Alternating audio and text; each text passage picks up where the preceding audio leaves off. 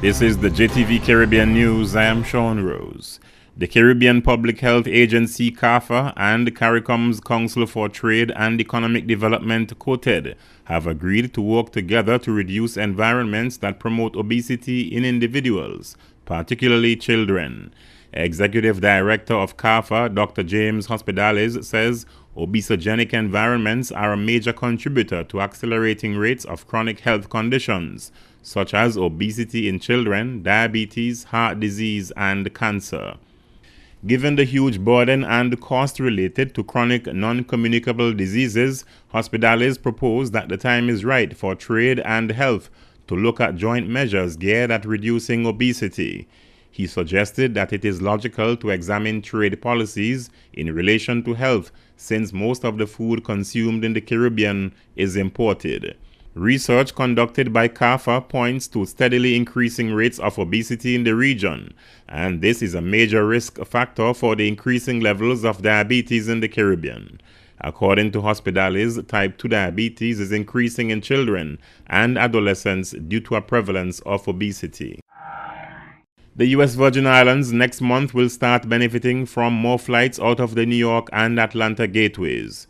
USVI Commissioner of Tourism Beverly Nicholson-Doty previously announced the debut of daily flights from JFK International Airport to Cyril E. King International on St. Thomas from December 15, 2013 to March 30 next year. In addition, this winter, Delta will serve St. Thomas with twice daily flights from Atlanta's Hartsfield-Jackson International and add a third Saturday service, representing a total of 15 flights per week from the Atlanta market. Commissioner Nicholson-Doty estimated the carrier will bring more than 10,000 new seats on more than 50 additional flights to St. Thomas over the winter period. The commissioner explained that the department's airline development policy has resulted in noted growth in air capacity to St. Thomas. Efforts continue in earnest to enhance additional lift to St. Croix. The United States law enforcement authorities said they have seized 54 bales of cocaine in the Caribbean Sea with an estimated street value of more than $38 million. Coast Guard Captain Drew Pearson said while on routine patrol, the crew of a CBP Marine Patrol aircraft detected 3 men aboard a suspicious Panga-type vessel operating with no navigational lights. Following a pursuit by Coast Guard and CBP authorities, the men dumped the cargo overboard and fled the area at high speed. Since September 2012, the U.S. Coast Guard law enforcement agencies have seized 27,650 kilograms of cocaine in partnership with regional law enforcement authorities in the Caribbean. The U.S. Coast Guard said the wholesale value for these seizures is worth more than $829 million. Coast Guard Captain Drew Pearson said they stand watch 24/7 to protect the safety and the security of the citizens of Puerto Rico and the U.S. Virgin Islands from the threats delivered by sea.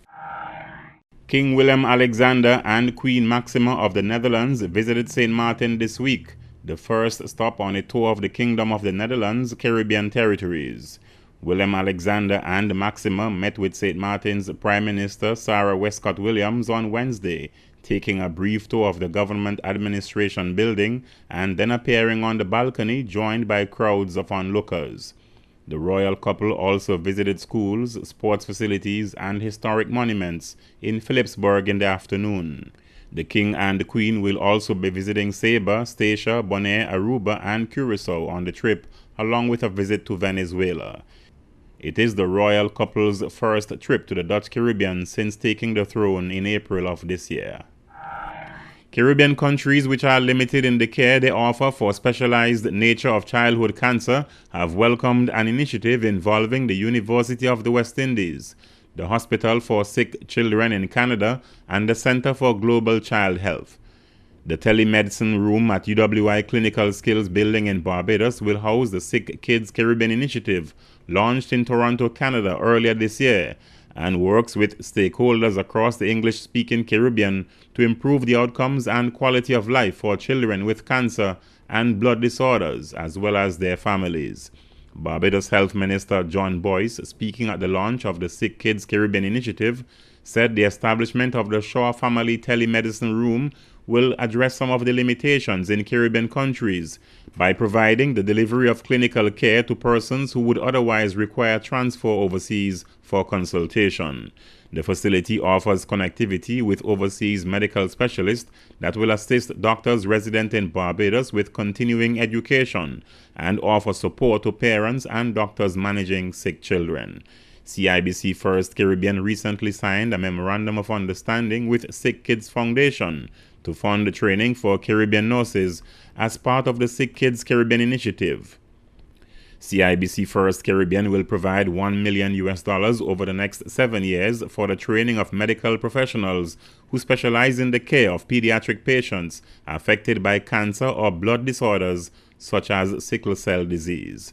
Sick Kids is working with 6 countries across the English-speaking Caribbean: the Bahamas, Barbados, Jamaica, St. Lucia, St. Vincent and the Grenadines, and Trinidad and Tobago. For the JTV Caribbean News, Sean Rose. And coming up next on JTV News, questions remain about the publishing of the unofficial Auditor General's report on the Cruise Spear project. Filipinos in the BVI seek assistance for victims of Typhoon Haiyan.